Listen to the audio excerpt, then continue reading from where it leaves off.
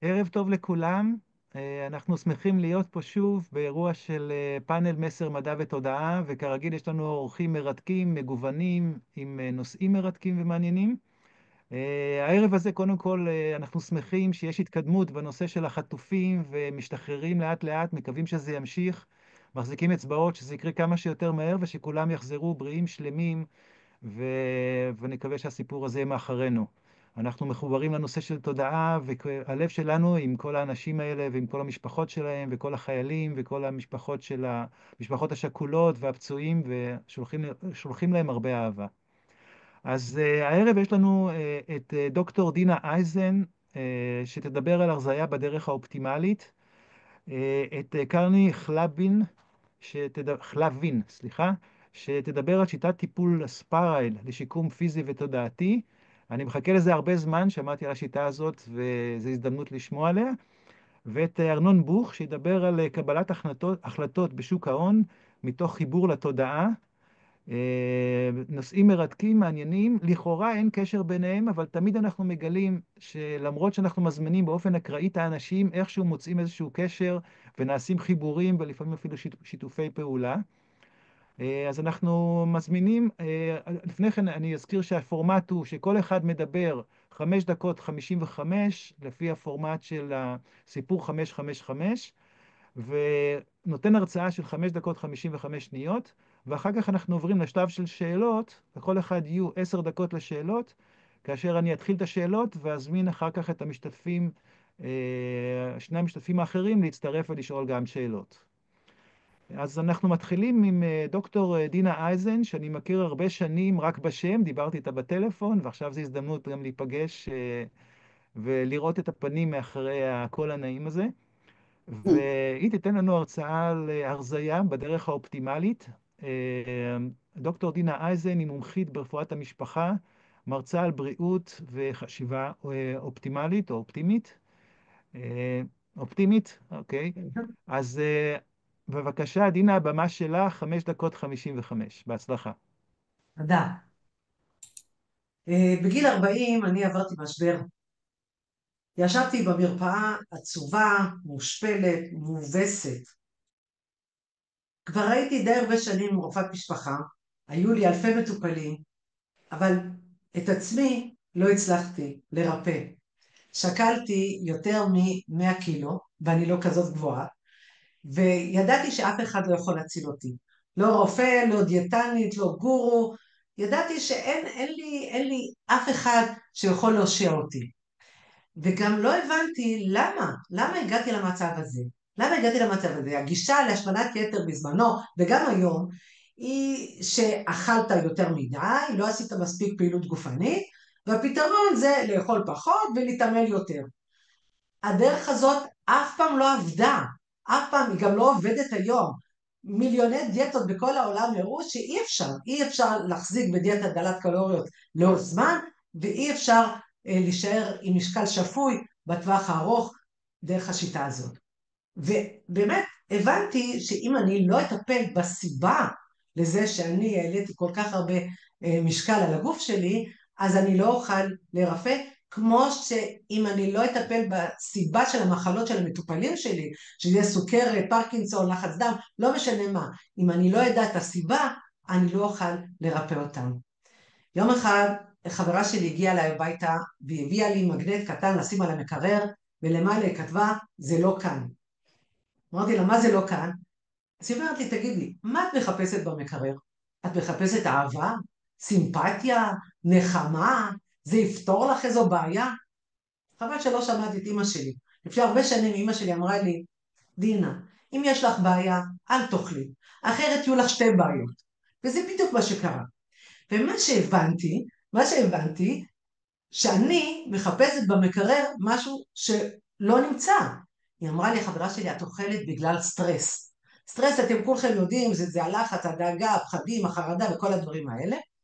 והסטרס הזה גורם לי לחשיבה לא רציונלית.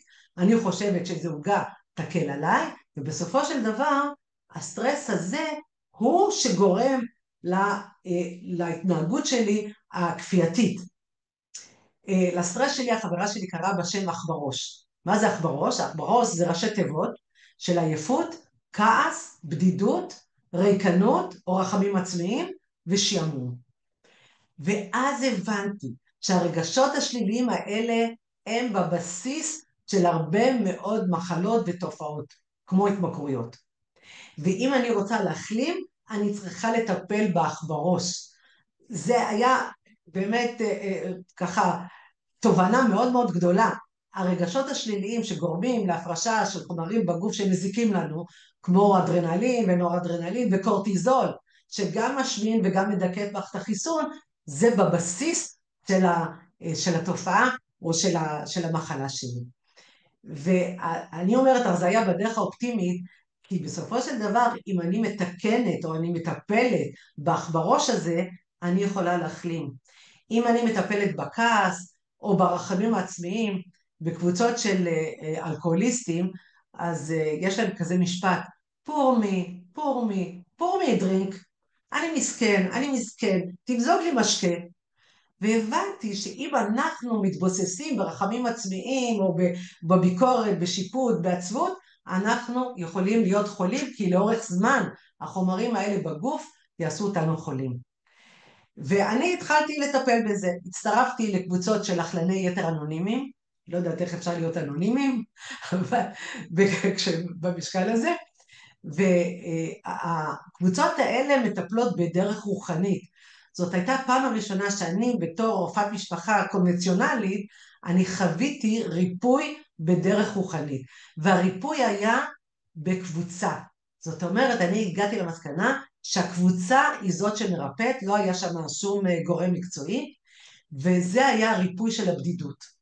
בדידות היא גורם סיכון מאוד מאוד משמעותי למחלות ולתמותה מוקדמת, וצריך לטפל בבדידות. עכשיו, איך מטפלים בבדידות? יונג אמר שאפשר להחלים מהתמכרויות, להיגמל מהתמכרויות באחת משלוש הדרכים. או דרך נס, שאלוהים ייגע בך, או דרך לימודים רוחניים גבוהים, או דרך קשר כנה ואישי עם חברים.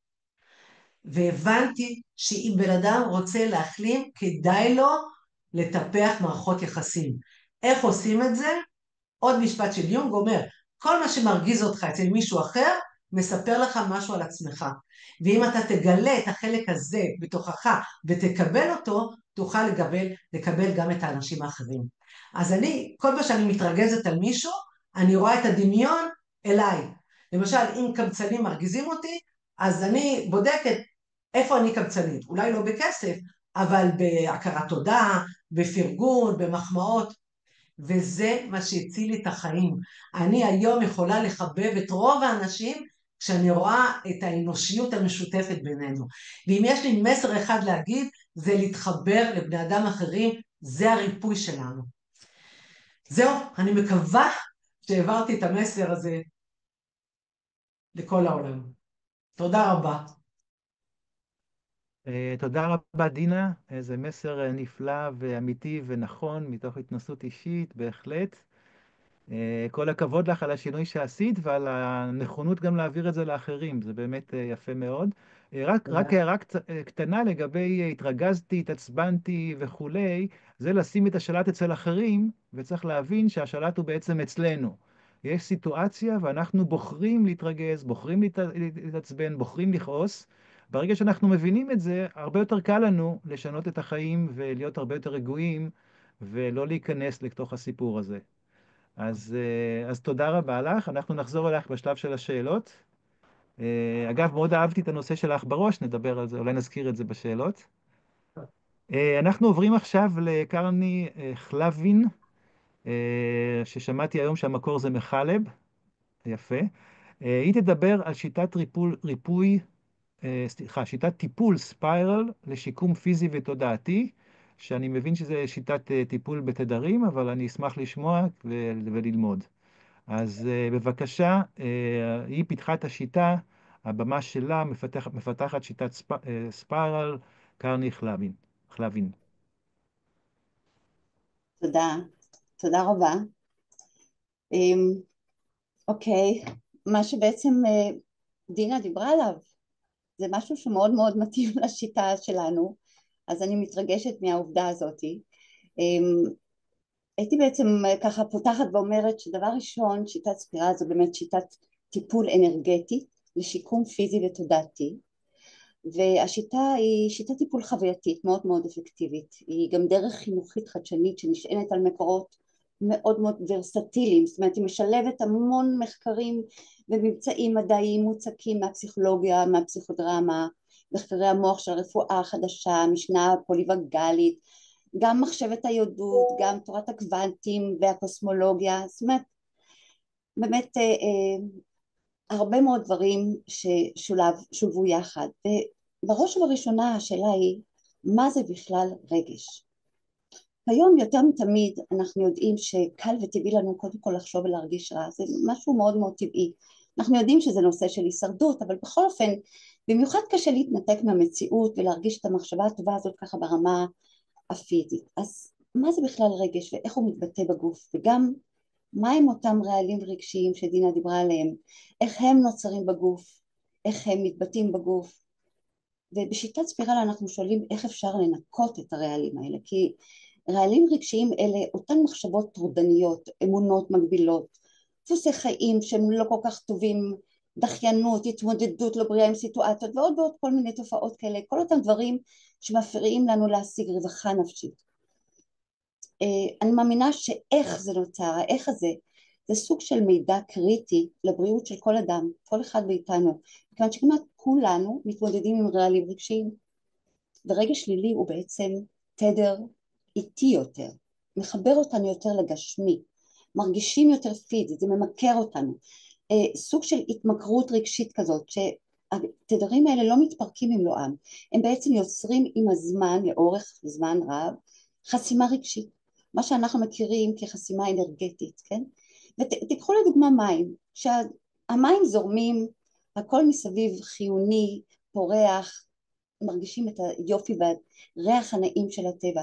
ברגע שהמים עומדים זה ממש רעל. אותו דבר בגוף, כשהאנרגיה היא לא זורמת, שהמידע לא זורם בצורה חופשית, ויש תדרים נמוכים, יש סוג של תקיעות אנרגטית, ואנחנו מכירים את זה. אנחנו מכירים את זה ממטופלים שמגיעים, שמצביעים על כל מיני סימפטומים, משום שאנחנו יודעים הרי שהמקום שכואב זה לאו דווקא המקור. השיטה שלנו מסתנכרנת עם המקצב האנרגטי של הגוף של המטופל, וככה מצליחים לעזור לו לשחרר חסימה רגשית. כשאנחנו משלבים את טכניקת השקיעות, זו טכניקה מיוחדת של השיטה, לפי פרוטוקולים שהם מוגדרים בשיטה, אנחנו מצליחים לעזור לגוף לשחרר את החסימות ולתפקד באופן יותר טבעי, תקין ומאוזן. בנוסף לזה, פיתחנו אבחון דיגיטלי מאוד חדשני, שלפי אלגוריתם יודע לתת לנו ממש דיוק של 100% ולידציה, ולמקד אותנו לגבי המטופל שלנו, איזה פרוטוקול מתאים לו באותו יום הטיפול, ובאיזה נקודות ספציפיות אנחנו צריכים להתמקד, משום שכל נקודה יש לה משמעות רזוננטית של דפוסי החיים של האדם. לכן השיטה היא כל כך אפקטיבית. בסיס השיטה הזאת נשען בעצם על העיקרון המוכח שאומר שבגוף שלנו תמיד מתנהל חיבור, כזה ב100% חיבור של איבר רגש מוח, שהדגש שאנחנו שמים זה על הרגש. אתם מכירים אולי את האנרגטיות שמציפה את הגוף שלנו, במיוחד כשאנחנו נחשפים לאירוע בלתי צפוי קשה, או אפילו לאירוע של עושר עילאי, כמו בחתונה למשל, או כשעולים על במה. כל פעם כשאנחנו חווים סיטואציה כזו, אנחנו קולטים אותה בכל החושים, מחשבתית ורגשית. ואיך זה מתבטא בגוף? הרי אין לנו איבר לשמחה ספציפי או לכעס ספציפי ברגע שאנחנו חווים את החוויה. כשאנחנו חווים רגש מדובר בעצם על אנרגיה שממש שוטפת, מציפה את הגוף שלנו, ואני דווקא לא מדברת על הצד הרוחני, יותר על ההיבט הביופיזיקלי הזה, על האנרגיה שניתן למדוד אותה בתוך הגוף שלנו, כן? הגוף נטען באנרגיה הזאת, הוא מאבד אותה, הוא מטמיע אותה בקיים, וכשלא מצליחים לפרוק את העודפים של האנרגיה, הם מפריעים לזרימה, הם נתקעים, הם יוצרים לאט לאט חסימה רגשית, וככה זה מתחיל תמיד ברמה האנרגטית, ואחר כך זה מתבטא ברמה הפיזית. לשמחתי היום גם ברפואה המערבית מדברים על זה שלכל חולי או לכל תפקוד ירוד יש כתובת נפשית רגשית. ומה זה רגש? מה זה מחשבה ורגש? אנרגיה בעצם. בזכות זה אנשים שמגיעים אלינו, למשל עם פיברומיאלגיה, נעזרים בהליכון, הם תוך כמה טיפולים יוצאים ללא. אנשים שמתמודדים עם בעיות של טראומות ילדות, אנשים שמצליחים לפרוק, לשחרר, לדבר על זה ולשחרר את הבעיה, הם בעצם אומרים, פתאום בא לי לחייך, בא לי לשתף. הכל עובר מהר מדי, אז לכן הזמן שלנו יקר. אנחנו מוכווני תוצאות, ובזכות שיטת ספירל אנחנו מצליחים לסייע לאנשים בתחומים של טראומה, פוסט-טראומה, פיברומיאלגיה, קשב וריכוז וכולי וכולי. השיטה היא רבת ידע ומאוד מאוד רחבה. אני מקווה שהצלחתי להעביר את המקור של השיטה. תודה. תודה רבה קרני, מדהים, כל הכבוד על פיתוח השיטה, מאוד אהבתי את הנושא הזה של ההקבלה למים, מים שזורמים, אז הם נעימים ואפשר לשתות, מים שעומדים הם באמת יש להם ריח לא נעים. באמת זה מתאים לאנשים בדיכאון, שבעצם ברגע שהם בדיכאון הם נשארים בבית, הם לא זזים, הם לא יוצאים, ובדיוק היום טיפלתי במישהו כזה והמלצתי לו לצאת מהבית, לבקר את הנכדים, לצאת לטבע, זה משהו שמאוד מאוד יכול לעזור. אז אנחנו נשמע עוד הרבה על השיטה שלך בשלב של השאלות, ואנחנו עוברים עכשיו למשהו שלכאורה לגמרי לא קשור לתודעה, אבל להבנתנו הכל קשור לתודעה. אנחנו עוברים לנושא של הכסף, של שוק ההון. אז ארנון בוך, אני מכיר אותו כבר הרבה שנים, ויש לו את שני הצדדים האלה, צד אחד של שוק ההון וצד אחד של התודעה. הוא ידבר על קבלת החלטות בשוק ההון מתוך חיבור לתודעה. ארנון הוא מתכנן פיננסי ומומחה להשקעות בניסיון של יותר מ-20 שנה בשוק ההון. במהלך הקריירה שלו הוא מילא שורה של תפקידים בכירים בשוק ההון הישראלי, והפך לדמות מוערכת בתחום הפיננסים וההשקעות, וכאמור הוא גם קשור הרבה מאוד לתחום של התודעה, ועושה דברים נפלאים בנושא של תקשורת מקרבת ודברים כאלה, עבודה עם צעירים. אז היום הוא יספר לנו איך מקבלים החלטות בשוק ההון מתוך חיבור לתודעה, אם זה בכלל אפשרי. אז בבקשה, הבמה שלך, ארנון. שלום לכם, אני הולך לדבר היום על קבלת החלטות בשוק ההון מתוך מקום של תודעה. זה קצת הסתכלות אחרת על כל הנושא של השקעות מהצורה הרגילה שאנחנו רגילים לשמוע מאנשי מקצוע. זה בא להרחיב את התודעה שלנו לגבי הכספים שלנו. אני בעיקר מדבר על הנושא של שוק ההון, כי הכספים של כל הציבור הישראלי של הפנסיה, קרנות השתלמות והגמל, נמצאים בשוק ההון. ולכן יש אחריות כבדה לכל אחד מאיתנו לגבי קבלת החלטות באיזה מסלולים ואיך הכסף הזה ינוהל למשך הרבה זמן. אני רק אתן דוגמה. אם אדם בגילי שעוד 20 שנה יוצא לפנסיה, לצורך העניין, אם לצורך העניין אני מצליח להשיג 3% תשואה לשנה, ייקח לי בערך 24 שנה להכפיל את הכסף. אם היה לי 1,000,000 שקל שצברתי עד היום, ייקח לי 24 שנה ואז יהיה לי 2 מיליון. ואם הצלחתי להשיג תשואה של נגיד 9% בשנה ממוצעת, אז אני אכפיל את הכסף כל 8 שנים. זה אומר שיהיה לי 2 מיליון אחרי 8 שנים, ו4 מיליון אחרי 16 שנה, ואחרי 24 שנה, שבתרחיש הראשון רק יהיה 2 מיליון, כבר יש לי 8 מיליון שקלים. אתם מבינים את הכוח הזה של ריבית דריבית? אז למעשה, איך זה קשור לתודעה? אני לא הולך ללמד אתכם כרגע כלכלה והחלטות כלכליות, גם ככה יש כל כך הרבה מומחים, וגם המומחים חלוקים בדעותיהם, אבל מה שבטוח לכל אחד מאיתנו יש אינטואיציה, ויש דרך להסתכל על התודעה ומה שקורה מסביבו. אני אתן דוגמה. לצורך העניין יש לנו יכולת להחליף בין מסלולים. מסלולים מאוד סולידיים מפקדונות, דרך מסלולים כלליים שהם מאוד מאוזנים ומפוזרים, עד למסלולי מניות בארץ ובחול שיכולים להשיג תשואות גבוהות. איך נדע באיזה מסלול להיות, והאם בעצם אפשר לבוא ולהחליף בין מסלולים בתקופות שונות? אז המומחים הכלכליים יגידו שלא תעיזו, כי אתם בדיוק שתבואו לשנות מסלול השקעה ממניות לסולידי, אתם תפסידו כסף, ולכן ההמלצה היא תמיד להתאים את מסלול ההשקעה לפי גיל ולהישאר עם זה.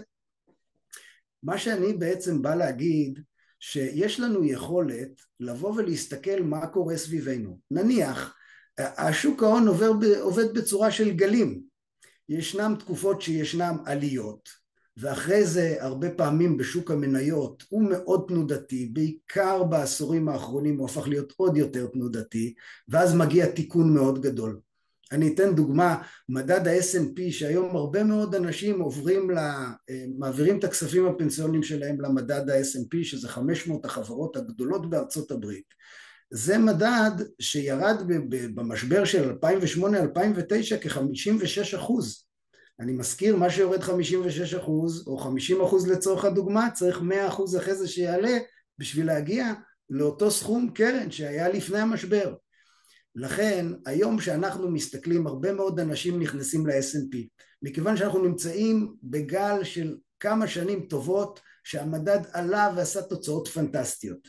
ואני אומר, כשכולם מסביבכם, גם אנשים שלא מבינים, מתחילים לדבר איתכם על להיכנס למדדי מניות ולהגדיל סיכון, כנראה שבדרך כלל זה בדיוק הזמן לצאת.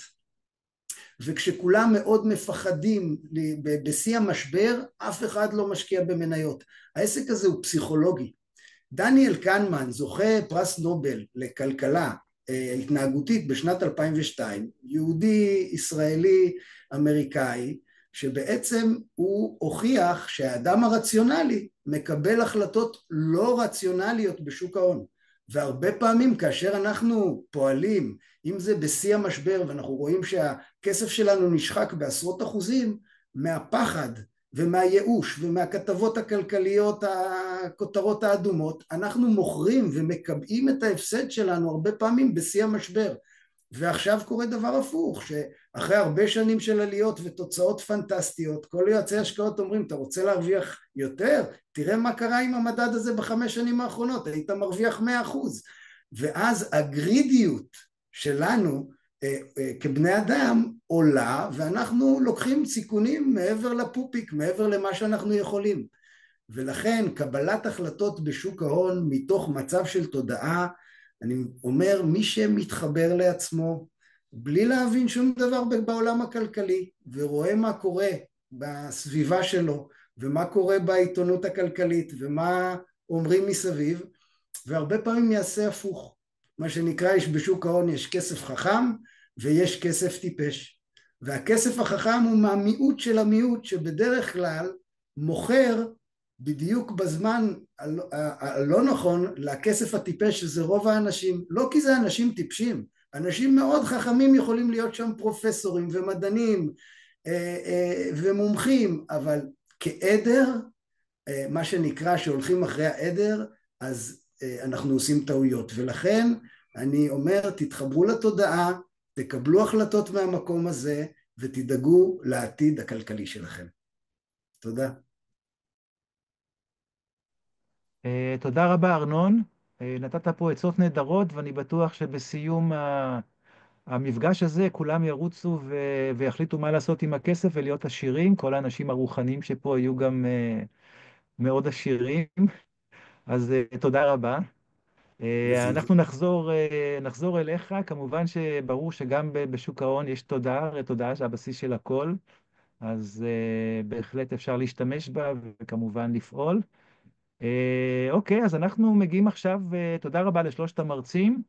אנחנו מגיעים לשלב השאלות, ואנחנו מתחילים עם דוקטור דינה אייזן, שסיפרה לנו על הסיפור חייה ואיך אפשר להשתמש בעצם בתודעה כדי לרזות. את בעצם טוענת שהבסיס להשמנה זה הרגש, נכון? כן, אני בכלל חושבת שמאוד עניין אותי מה שארנון אמר, בסופו של דבר העולם הרגשי או המערכת הלימבית שלנו, שהיא עסוקה בהישרדות, היא מנהלת לנו את החיים. הפחד מנהל, כן, אמרת את זה מאוד מאוד יפה, כשכל שוק ההון קורס, אז אנשים אומרים עכשיו אנחנו נמכור. אני מאוד שמחה שאבא שלי לימד אותי בגיל 18 להשקיע. ואז אני ראיתי עולה, יורד, עולה, יורד, מי שמחזיק מעמד ולא משתגע, יכול להרוויח הרבה כסף. אבל למה אני אומרת פחד? כי אני חושבת שפחד הוא מנהל. פחד מנהל. וכשהפחד מנהל, אז באמת אנשים לא מקבלים החלטות נבונות. וזה הרעיון. אז גם אני מנוהלת על ידי פחד, והפחד גורם לי לעשות טעויות. ואם אני לא אהיה מודעת לפחד, אז זה ימשיך. אז אני... זה 10 דקות יש לי? לא, אנחנו שואלים שאלות כל פעם, אני חושב שאלות, שענית אז לי. תשאלו, כן. אז כן, אני דיברתי על הפחד, ונראה לי שהוא מנהל רציני. כן, אוקיי. אז בעצם אנחנו רואים פה בצורה מדהימה שההרצאות שלכאורה לא קשורות מתחברות, וזה מקסים ויפה. אז את בעצם אומרת שהבסיס זה הרגש, והרגש קובע מה שיש פה. את מוכנה לחזור בשביל הקהל? אולי זה היה קצת מהר לגבי המושג הזה של אח בראש, המודל הזה שמאוד אהבתי. כן. אך בראש זה בעצם מה שמוליך אותנו למקרר. וראשי תיבות שלו זה עייפות או עצבות, כן? כעס, כעס זה גורם מאוד מאוד ככה מפעיל, בדידות, תחושה של בדידות היא תחושה שבאמת קשה לרוב האנשים, המוח שלנו מכוות לחברותיות, אז בדידות היא גורם סיכון משמעותי, רחמים עצמיים, שאני חושבת שאני, מהמטופלים שלי, מי שהיה שקוע ברחמים עצמיים, היה לו מאוד מאוד קשה להחלים, כן? כי זה משהו, גם איזה רגע שככה מושך אותך למטה, ושעמום. שעמום או שמירת טינה. זה שני הדברים האלה של הוו והשין שלך בראש. שמירת טינה, יש גם מחקרים שאומרים, מי ששומר טינה, אז הרבה פעמים יש לו מחלות לב, יש לו סרטן, זה ממש כבר ברור. כל מי שמתעסק עם מדע פסיכו-נוירו-אנדו-אימונולוגיה, רואה את הקשר בין הנפש והגוף וכל המערכות שמחוברות ביחד, ואני אוסיף מהפסיכו-נוירו-אנדו-אימונולוגיה, אני אוסיף גם את הפיננסים, שנראה לי שזה גם מחובר. כן, הכל מחובר, ואך בראש הזה, זה הראשי תיבות, אבל אני חושבת שכל רגע שלילי הוא בעצם מה שמוביל אותנו להתנהגות לא, לא רציונלית ומזיקה, מזיקה. כן, חשבתי, יפה. עוד דבר אחד לגבי הפחד, שאני רוצה להגיד לארנון, שחינכו אותנו לפחד, לפחד משוק ההון, אמרו כל האנשים הפסידו כזה, חינכו אותנו לפחד מסמים, אמרו סמים זה ממכר וזה, היום יש כל כך הרבה עדויות שזה דווקא יכול לעזור לנו לפוסט טראומה או לצמחים ופטריות, אז כל מה שלמדנו או שלימדו אותנו לפחד ממנו, זה לא היה לטובתנו, זה היה כנראה לטובת ככה שליטה. אנשים מפחדים עד היום משוק ההון, כן? אפילו שהם לא יודעים שהם מושקעים עד צוואר עם הפנסיות וזה, אבל לא, לא, שוק ההון, אני לא מעיזה, אני לא זה, אני לא שטויות.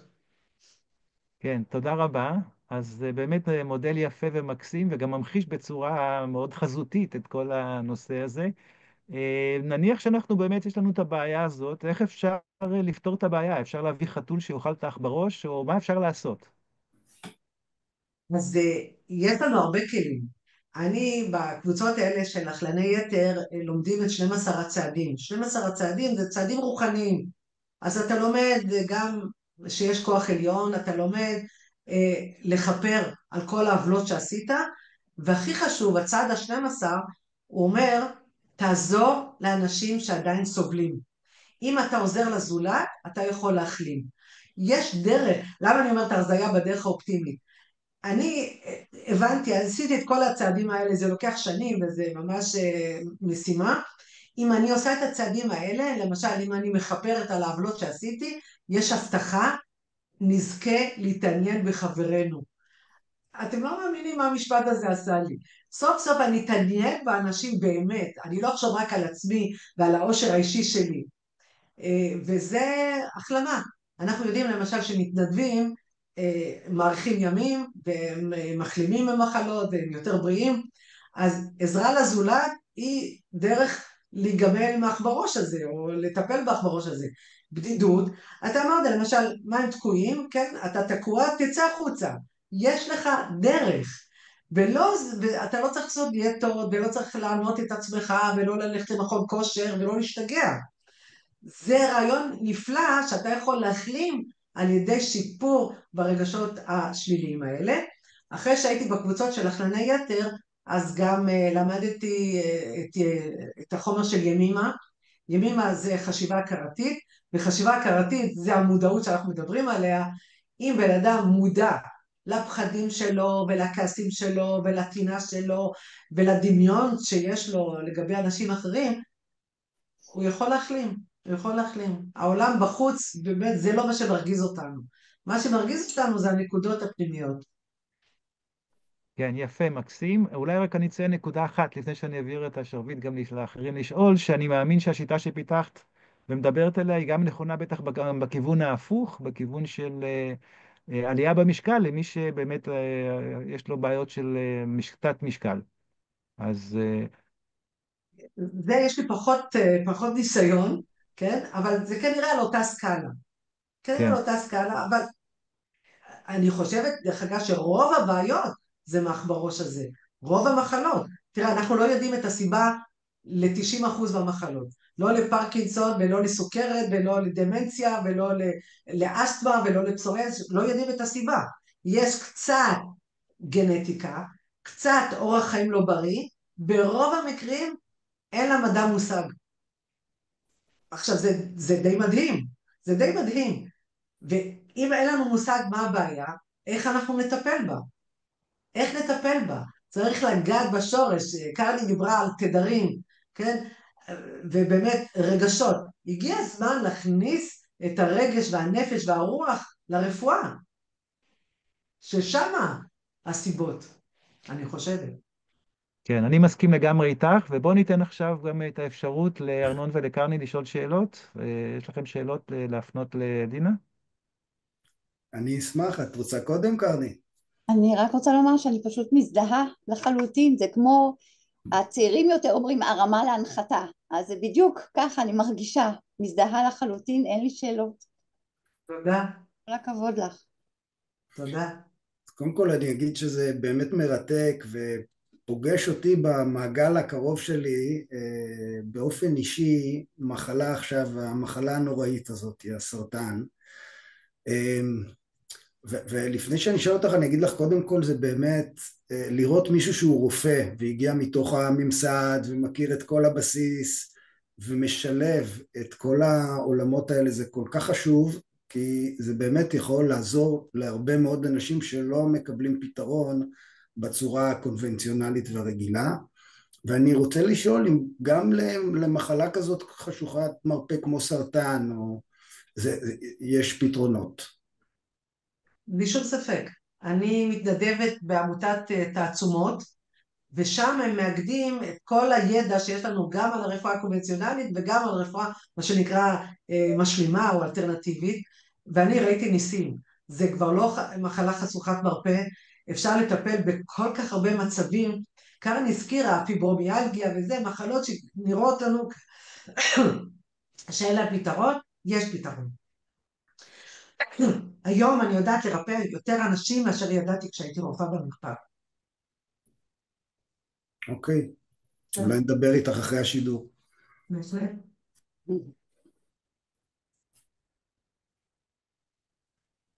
אוקיי, אז תודה רבה באמת לדוקטור דינה אייזן על הרצאה מרתקת ועל כל ההרחבה שהרחיבה לנו את הידע בנושאים האלה. ואנחנו עוברים עכשיו לשלב השאלות לקרני. קרני חלבין דיברה על שיטת טיפול ספיירל לשיקום פיזי ותודעתי, וזה נשמע שיטה מדהימה שאת עושה המון המון דברים. את יכולה אולי לספר לבן אדם הפשוט שנהנה מהרצאה שלך ורוצה להתרפא, איך בדיוק נעשה הטיפול, מה נעשה בטיפול? אוקיי. קודם כל, הטיפול מתחיל באבחון. יש לנו אבחון יוצא מן הכלל, שתוך כ-15 דקות אנחנו מקבלים ממש תמונה על ציר הזמן של האדם. זאת אומרת, אנחנו יכולים לאתר באיזה מבנה מתוך 4 מבני המוח, כפי שהגדיר אותם דוקטור גירד המר, שהוא אבי הרפואה החדשה, או אבי הרפואה הגרמנית החדשה. אני לא יודעת אם אתם מכירים את הרפואה הזאת, שבעצם אנחנו יכולים להגדיר באיזה מבנה מתוך מבנה המוח יש בסיס אנרגטי ששם התחוללה איזושהי בעיה, איזשהו קונפליקט התחולל, וכתוצאה מזה יש השפעה על איברים מסוימים, כן? כמובן בתנאי שמדובר בתהליך של אורך שנים. אנחנו מצליחים תוך, כמו שאמרתי, 15 דקות לזהות את המקור האנרגטי. יש לנו פרוטוקולים שלפי אותו מקור אנרגטי אנחנו יודעים לעשות טיפול שמצליח לעזור לבן אדם בזמן הטיפול להגיע למצב של בין אלפא לתטא, מצב גלי מוח בין אלפא לתטא, שאלה הם מצבי גלים ששם בעצם יש חיבור בין שתי אונות ההמיספרות, סליחה, של המוח, ויש גם מין קו משיק בין המודע לתת מודע. האדם חווה פריקה, הפריקה הזאת יכולה להתרחש בצורה של, אם אני אקח למשל אנשים שהיו בנובה או במהלך המלחמה, אנשים שפשוט תוך כדי הטיפול יש כל מיני תזוזות בגוף, כן? זה פריקה כזאת של אנרגטית, ידיים, לפעמים יש בכי אפילו, או צחוק מאוד פרוע. יש אנשים שפשוט הניפו ידיים ורגליים בלי, לא מתוך מודעות ערנית, כן? זאת אומרת, הם היו במודעות, אבל לא במצב ערני כזה שאני יכולה לנהל איתם שיחה, אוקיי? האנשים האלה מאוד עוזרים לתהליך עצמו, הם משתתפים בנקודות מסוימות בתהליך הטיפול. לאחר מכן, לאחר הטיפול, דרך אגב, שכחתי לציין שהטיפול הוא, הגוף ממש מתמסר, יש מין כזאת, מין הסרה של כל ההגבלות הנפשיות והחששות, כן? האדם הולך את הדרך יחד עם המטופל, הטיפול נעשה בקצב ספציפי מאוד, ברוגע בלתי רגיל, גם המטפל נכנס למין סוג של מנטרה כזו, זה תהליך מאוד, מאוד חווייתי. גם מטפלים שעוברים את הלימוד של השיטה, הם אומרים אנחנו לא מאמינים איך בפרק זמן כל כך קצר אנחנו חווינו משהו שלא חווינו בשום טיפול אחר. אז זה באמת קצת יוצא דופן, אם אפשר לומר. לאחר הטיפול... קרני, אפשר לשאול עוד שאלות? זה באמת מרתק מה שאת מספרת, ובאמת מדהים שזה הכל מקושר למדע ולמחקרים. רציתי פשוט, אולי השאלה שלי הייתה יותר ספציפית, מה קורה לבן אדם? הוא בא ובעצם אתם משדרים אליו תדרים, הוא שוכב, הוא עומד, או... לא, אנחנו רק עוזרים לו לפרוק. איך אתם עושים את זה?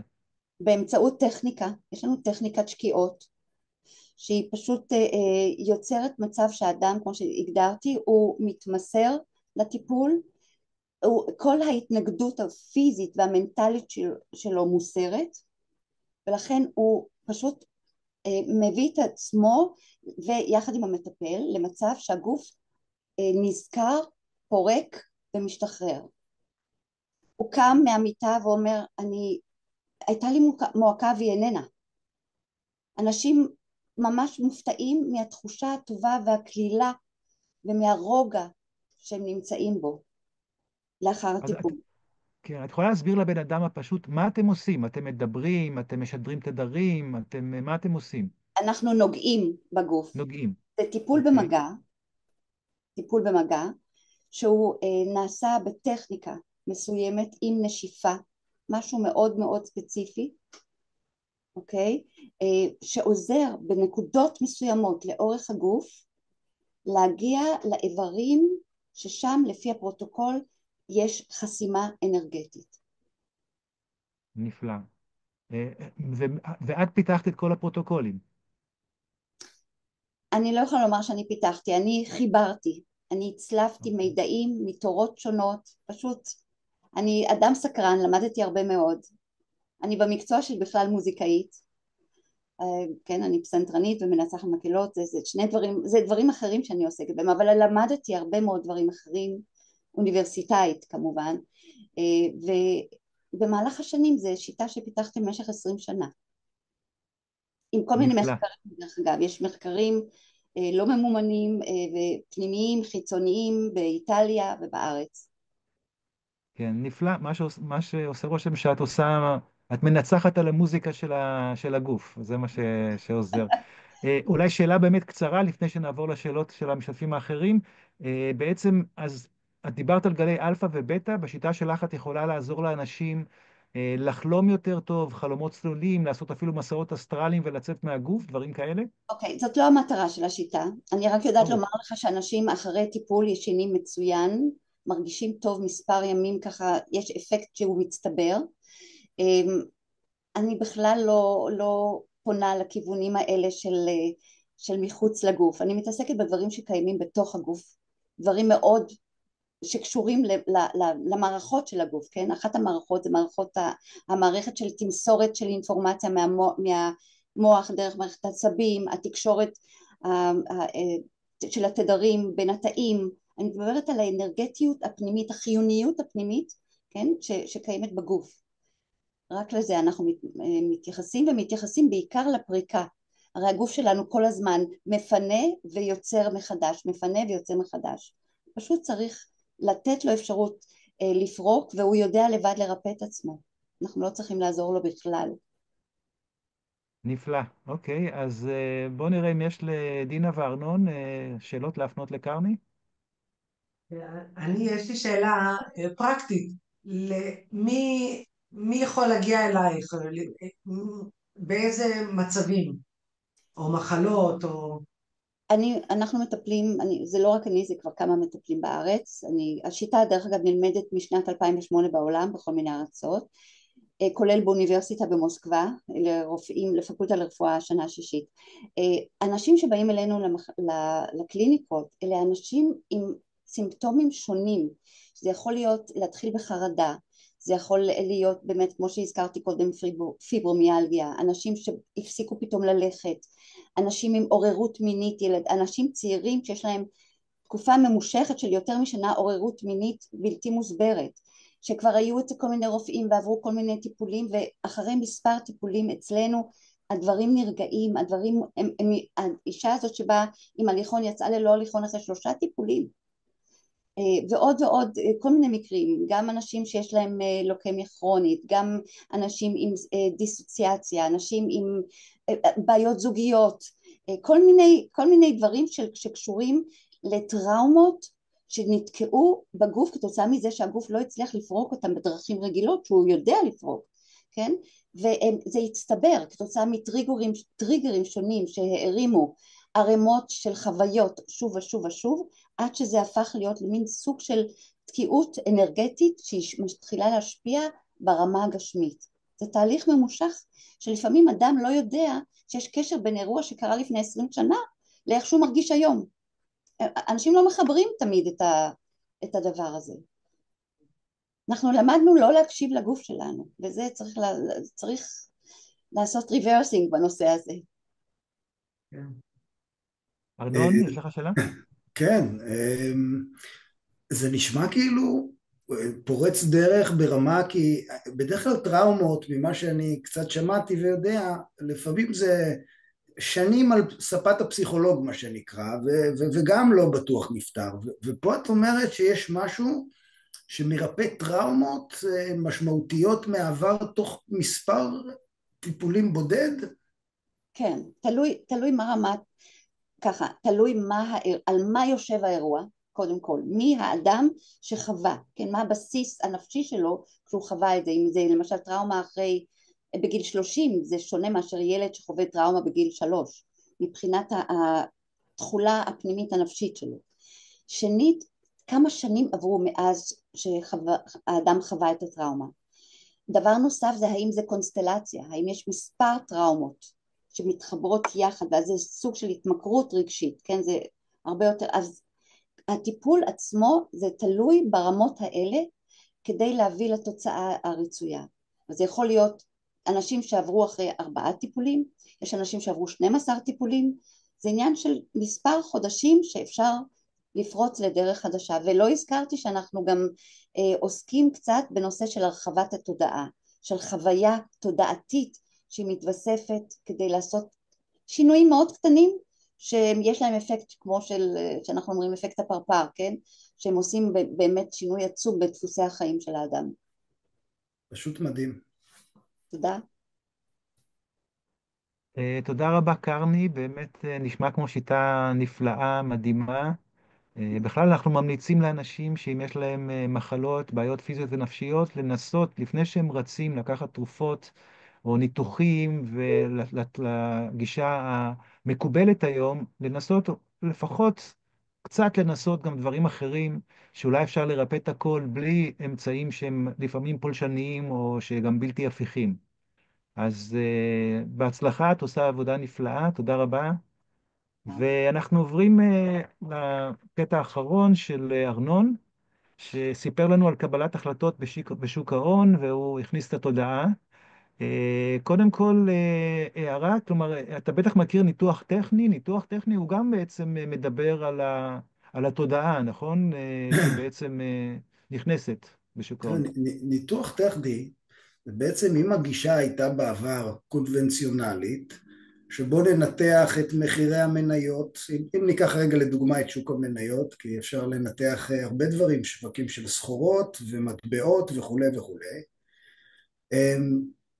הטכני בעצם התחיל ככה בסוף שנות ה-90, היום הוא כבר בגופים המאוד משמעותיים וגדולים, הוא כמעט 50% מקבלת ההחלטות, שזה מדהים. אלה בעצם כלים טכניים שבאים ומסתכלים על העבר, ועל סמך העבר בניתוחים שונים, יש מאות כלים, אפשר לנסות לנבא מה יהיה בעתיד. יש כאלה שלוקחים כלים טכניים ממש ועושים מסחר, זה למקצוענים מה שנקרא, יש כאלה שעושים ברמה של ממש מסחר יומי, על בסיס החלטות טכניות. אני יכול פה רגע לתת דוגמה לכלי אחד, שאני חושב שהוא, אני, כשהתחלתי את הקריירה שלי, אני התחלתי כסוחר בניתוח טכני. עבדתי בגוף אחד הגדולים בארץ, והייתי מהראשונים בארץ שעבדו בנושא הזה. אחד הכלים המשמעותיים שעבדתי איתם, קוראים לזה גלי אליוט וייב. פיתח את זה מתמטיקאי לפני כמה מאות שנים, ולמעשה הוא בא ואמר שכל תנועה היא מחולקת ל5 גלים.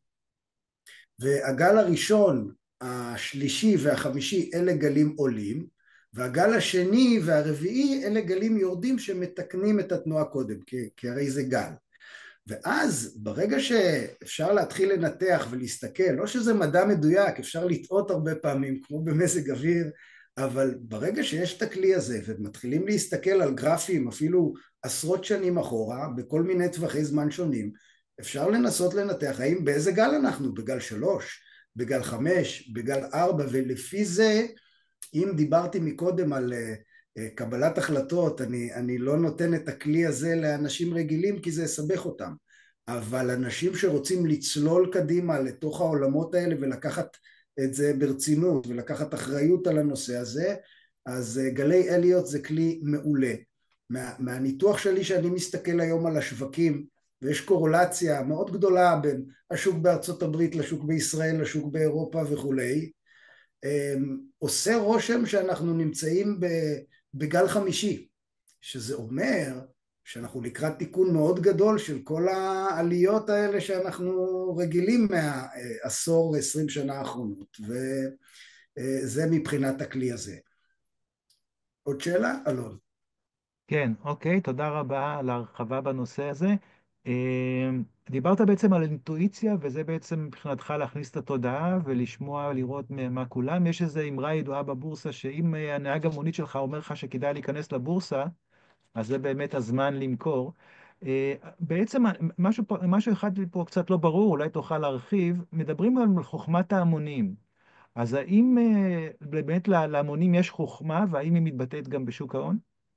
שאלה מצוינת. חוכמת ההמונים, אני מאוד מאמין בנושא הזה. אבל יש תנאי אחד, יש אנשים שבאים ומדברים נגד הנושא של חוכמת ההמונים, אבל אני חושב שלא לוקחים את התנאי הזה בחשבון. התנאי הוא שכל המידע גלוי, שאין מניפולציות על המידע. וברגע שכל המידע נמצא, יש משהו בחוכמת ההמונים שהוא עובד. למה אני מתכוון מניפולציות? למה בפועל לא הייתי מסתמך על זה? כי ההמונים, כמו שאמרנו, ההמון הוא הולך כעדר, יש לו גורואים.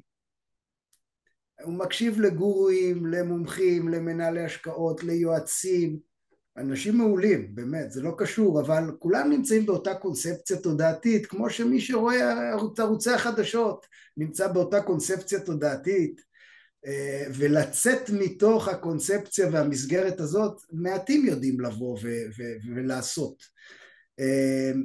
ולכן חוכמת ההמונים, אם תיקח המונים שהם מחוץ לקונספציה של מה אומרים המומחים, כנראה שתוכל להסתמך על הכלי הזה גם כן.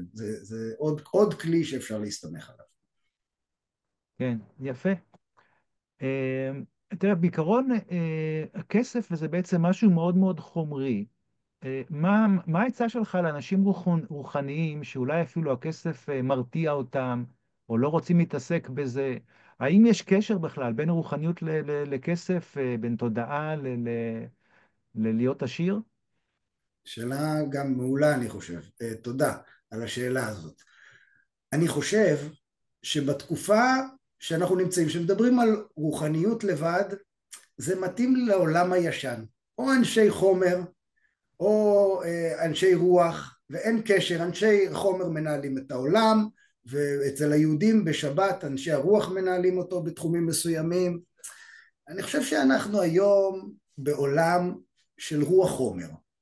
איזון, אם אין נקודת השקה ונקודת מגע בין התפיסות הרחבות, הרוחניות, לבין הפרקטיקה של איך בן אדם חי ומתנהל ואיך הוא פועל, אני חושב שאחריות, אנחנו בעידן שאחריות אישית, כל אחד עליו לקחת אחריות אישית בכל התחומים. דיברו פה דינה וקרני על הנושא הזה בתחום הרפואה, זאת אומרת, אל תסתמכו על מערכת הרפואית, כי הם לא יודעים לתת פתרונות הרבה פעמים, ואתם צריכים לקחת את האחריות וללכת ולחקור בעצמכם, וללכת לכיוונים שיכול להיות שבני משפחה יגידו לכם מה, ירימו גבה, אבל זה האחריות שלכם. אותו דבר בנושא של כסף. זאת אומרת, אנשים רוחניים שאומרים כסף לא מדבר עליי ואני יכול להסתדר בלי זה, אני פחות מתחבר לזה. אני חושב שצריך שיהיה חיבור, מצד אחד לעשות את מה שאתה אוהב, להרגיש שבמה שאתה עושה ועוסק יש לזה גם משמעות עבורך, וזה מתחבר לשליחות הרוחנית שלך, ומצד שני לקחת את הדבר הזה ולהרוויח כסף, וזה לא בושה, וזה מבורך. ככל שיותר אנשים טובים ירוויחו יותר ויהיו עשירים יותר, העולם יהיה טוב יותר, כי בסוף כסף זה אנרגיה פה בעולם הזה. זאת האנרגיה, תמיד יהיה כסף, גם אם תשתנה השיטה. האנרגיה הזאת בסופו של דבר תקבע לאן העולם הזה הולך. טוב, תודה רבה, ארנון. אני חושב שיש אנשים עם חזון שהעולם יהיה כזה שבאמת לא נצטרך יותר, שיש שפע לכולם ולא נצטרך להתעסק בכסף, אלא כל אחד יעסוק במה שהוא אוהב, ויכול להיות שבעידן הבינה המלאכותית זה באמת יקרה. נחכה ונראה. אז אנחנו כבר כאן. אנחנו כבר, העידן הזה יכול עוד להתפתח, אני חושב שאנחנו די בהתחלה. כן. עוד לא ראינו את מלוא הפוטנציאל. אז אני פותח את נושא השאלות, גם לדינה וקרני, להפנות שאלות לארנון. יש לכם שאלות? כן, אני בתקופה האחרונה, כל מה שידעתי, לא נראה לי שהעולם ממשיך כמו שהוא היה. כן, גם בגלל הבינה המלאכותית, גם בגלל הקריפטו, גם בגלל שאנשים משוגעים. וזה באמת, אתה רואה, מהיום למחר תנודות בלתי אפשרויות. פעם היה שוק תנודתי, אבל היום זה בכלל... ואני חושבת, בתור המשקיע הקטן, אני כבר לא מבינה שום דבר. אז אני הולכת למקומות כאלה שנראים לי יותר בטוחים. אבל האם הניתוח הטכני הוא עדיין רלוונטי בעולם ששמועות מספיקות להקפיץ חברה בעשרות אחוזים, בלי שום קשר לתוצאות של העסקיות? האם העולם הזה לא משתנה לנגד עינינו, ומה אפשר לעשות? אוקיי, תראי, לגבי הניתוח טכני ששאלת, אלה כלים, צריך להבין בהם ולנתח אותם, אבל בסוף זה מסתמך על כל מיני דברים, נגיד ווליום.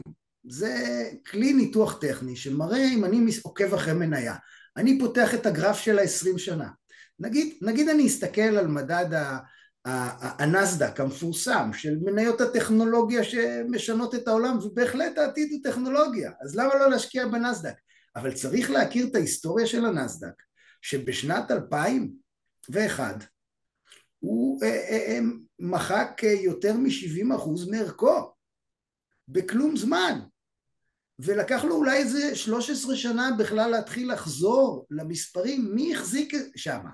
אז היום כולם נכנסים למדדים האלה, כי מסתכלים על מהפכת ה-AI, אבל זה עניין של טיימינג, כי משהו שעולה בצורה כל כך קיצונית, והתנודתיות היא כל כך גבוהה, גם יכול להיות שזה יחזור, ולכן אני ממליץ לכל בן אדם בנושא של כסף, לשבת עם איש מקצוע, ולא לקבל החלטות לבד, גם אם הוא רק מתייעץ ומבין מה הוא בדיוק עושה, ואז לעשות את זה, זאת אומרת שזה לא יתפרש מהשיחה הזאת שאנשים הולכים ויעשו את זה לבד, זה יכול לייצר להם נזקים מאוד חשוב, כמו ברפואה, אתה לא יכול לבד, אתה צריך שיהיה לך רופא, אז אתה צריך גם שיהיה לך איש מקצוע רופא של כסף, יש דבר כזה, אני כזה ואני מזמין באמת את כל מי שרוצה בשמחה, יכול לפנות אליי בנושא הזה.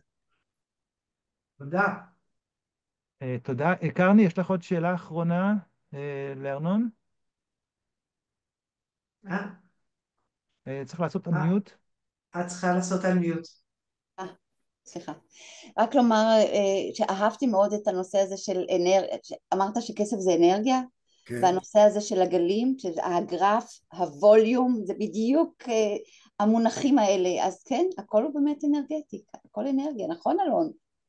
הכל אנרגיה בסופו של דבר. הכל אנרגיה והכל גם לא כלום. גם איינשטיין אמר את זה, לא? כן, אגב, איינשטיין אמר שאי שווה MC בריבוע, הוא עשה את ההקבלה בין מסה לאנרגיה. המקור אבל להבנתי הוא לא זה ולא זה וגם זה וגם זה, ואנחנו תמיד מנסים להגדיר אותו בלי הצלחה, אבל הכי טוב פשוט לחיות את זה, להרגיש את החיים, לחיות אותם וליהנות מהם. נכון מאוד. גם. זה אמרת. אוקיי, אז תודה רבה לשלושה מרצים נפלאים שהחכימו אותנו, סיפרו לנו על דברים מדהימים. תודה רבה לכם על הצופים ששמעתם אותנו וגם שתשמעו אותנו בעתיד. האירוע הזה מוקלט ומופץ בכמה פורומים.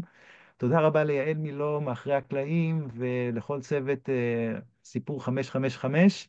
אנחנו נתראה בערך עוד חודש, נעדכן בקבוצות באירוע נוסף, ונאחל להרבה בשורות טובות לעם ישראל, לחטופים ולכל העולם, לכל היקום. תודה רבה. תודה. תודה רבה. אמן.